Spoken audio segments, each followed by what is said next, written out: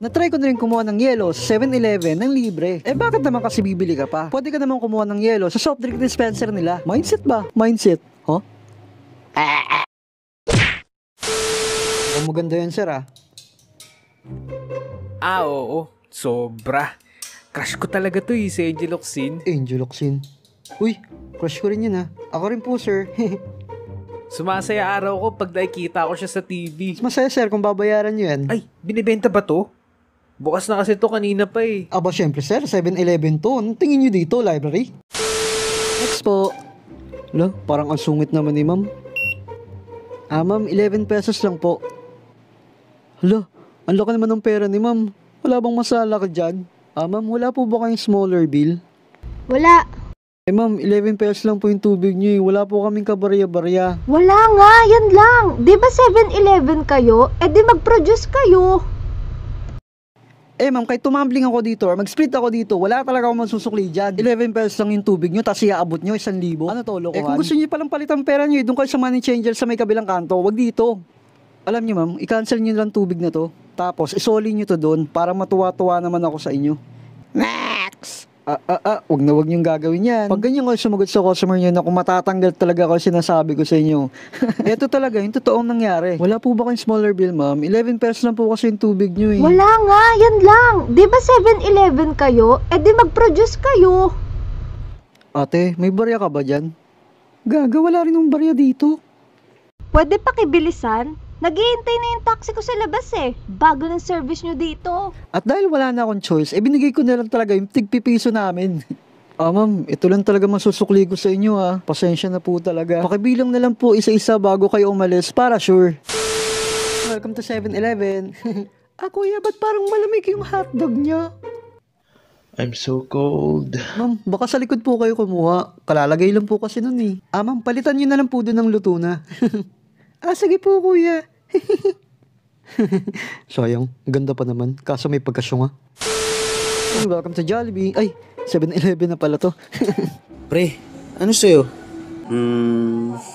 Hotdog na lang, pre. Sige, hotdog na lang sa akin. Tignan mo tong dalawang to. Kung kailang nasa tapat na ng counter, saka pa magtatanungan ng bibilin. Ano sir, magkakentuan na lang tayo dito? Kuya, 2 hotdog nga po. Hala, lagot! Pre, sipain mo bilis. Baka makita pa yan. Ako, yari tayo. Mga biset!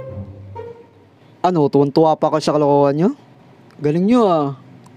Tadyakan ko mga hotdog nyo dyan eh. Kuya, pabili nga po ng drinks, yung pineapple. Okay po sir, large na po ba? Hindi. Yung regular lang.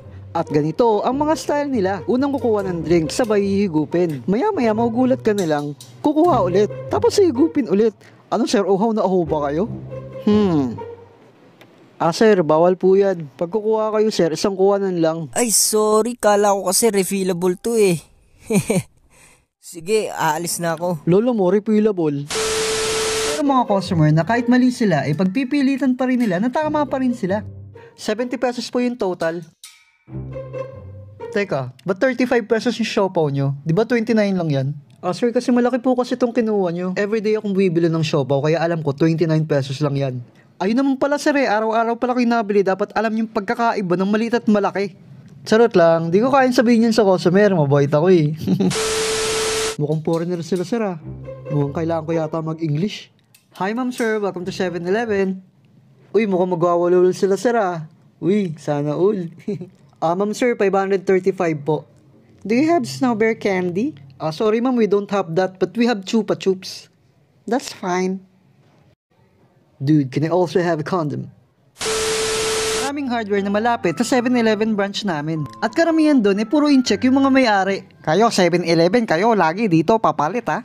Minsan sinusungitan kami ng may-ari pero wala naman kaming choice eh. Jepoy, payag ka, uulan ng pera.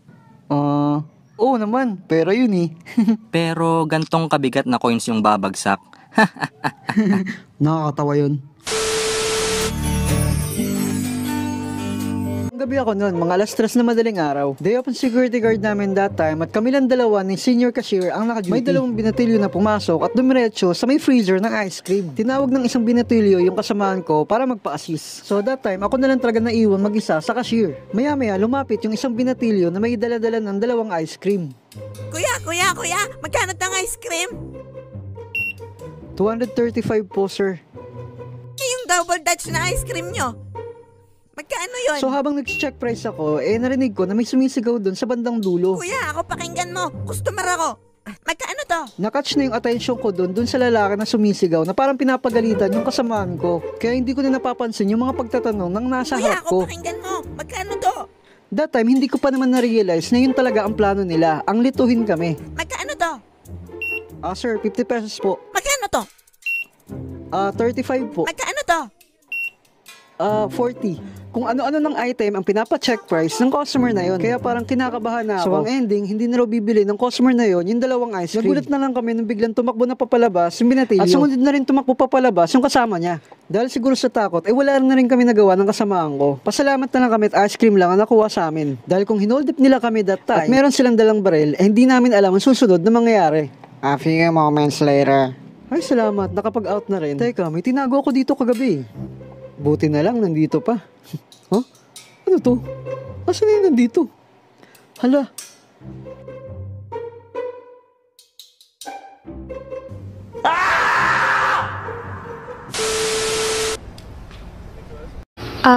Excuse me. Wow, ang ganda naman ni ate. Hindi naman siya mukhang pulubi. Ba't kaya ako nalapitan na ito? Hi, I'm Gian. I saw you kasi outside my car. I just want to ask if you're looking for a job. Teka, networking ba to? Kung networking to ate, pas ako ah. You're good looking kasi, so I think bagay ka mag-work sa bagong restaurant ko. Nambola pa si ate. This is my calling card, by the way. You can call me if you're interested. Thank you. Ano to? Dax Gay Bar? Ricardo Gian, Potaytay? Ay hala,